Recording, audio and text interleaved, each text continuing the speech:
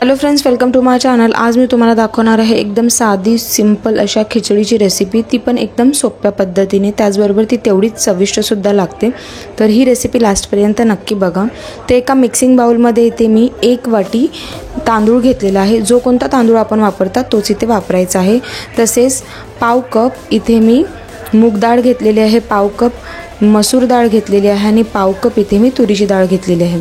इथे जर का चना डाळीचा वापर करायचा असेल तर तो सुद्धा तुम्ही ते करू शकता। आता या तांदूळ आणि डाळींना मी व्यवस्थितपणे इथे एकदा मिक्स करून घेतलं। त्यानंतर 3 ते 4 पाण्याने ह्यांना स्वच्छ धुवून घेतलेलं आहे।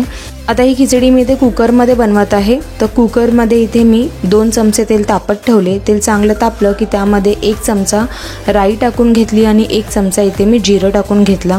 4 ते 5 लसणाच्या पाकळ्या घेतलेल्या आहेत ठेचून, त्याचबरोबर थोडासा कढीपत्ता टाकला। खिचडी इथे मी हिरव्या मिरचीवर बनवत आहे, तर इथे मी 3 ते 4 हिरव्या मिरच्यांना बारीक चिरून घेतलेलं आहे। सर्व फोडणीला अर्धा मिनिटभर चांगलं परतून घेतलं। त्यानंतर यामध्ये मी एक मोठ्या आकाराच्या कांद्याला बारीक कट करून टाकलेला आहे।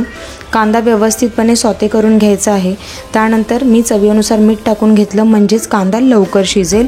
कांद्याला पुन्हा एकदा चांगलं मिक्स करून घेतलं। कांद्याला हलका पिंकिश रंग आला ना की लगेचच मी याच्यामध्ये 1 टोमॅटो टाकून घेतला आणि टोमॅटोला सुद्धा व्यवस्थितपणे मी ते कांद्यामध्ये आणि तेलामध्ये परतवून घेतलेलं आहे।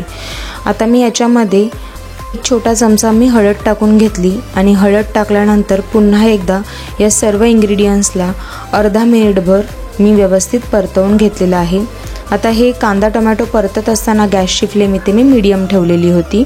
कांदा टोमॅटो व्यवस्थित परतल्यानंतर जे डाळ आणि तांदळाचं मिक्सचर आहे ते मी या तडक्यामध्ये इथे टाकून घेतलेलं आहे आणि ह्याला व्यवस्थितपणे मिक्स करून घेतलं। मी ह्या राईसला व्यवस्थित असंच मिक्स करून घेतलेलं आहे, म्हणजे राईसला आणि डाळींना असंच मिक्स करून घेतलं।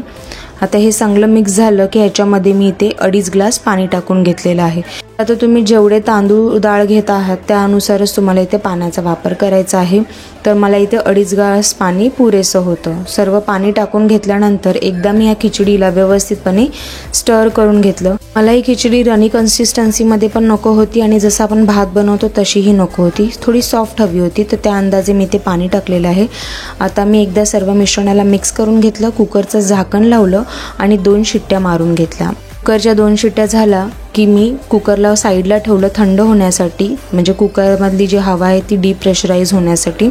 आणि मी एक तडका इथे तयार करून घेतला। तर मी एका तडकाच्या कढईमध्ये इथे 1 चमचा भरून तूप घेतलेलं आहे। त्याच्यामध्ये बारीक चिरलेलं लसूण 1 चमचा टाकला, अर्धा चमचा बारीक चिरलेलं अद्रक टाकलं, त्याचबरोबर थोडीशी हिंग पावडर टाकायची आहे, थोडा कढीपत्ता टाकला आणि 1 चमचा भरून याच्यामध्ये मी तिखा लाल मसाला टाकला। जो काश्मीरी तिखा लाल मसाला आहे तो टाकलेला आहे। ऑप्शनल आहे, टाकायचं तर टाकू शकता, अदरवाईज स्किप करू शकता।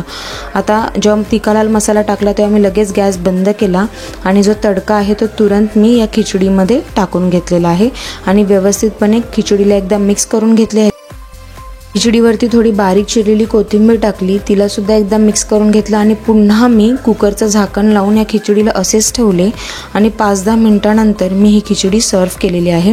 आता ही तयार खिचडी लोणच्यासोबत आणि पापडासोबत किंवा सॅलेडसोबत सर्व करा, खाण्यासाठी उत्तम लागते आणि हलकी फुलकी बनणारी खिचडी आहे, तशीच चविष्ट अशी खिचडी आहे।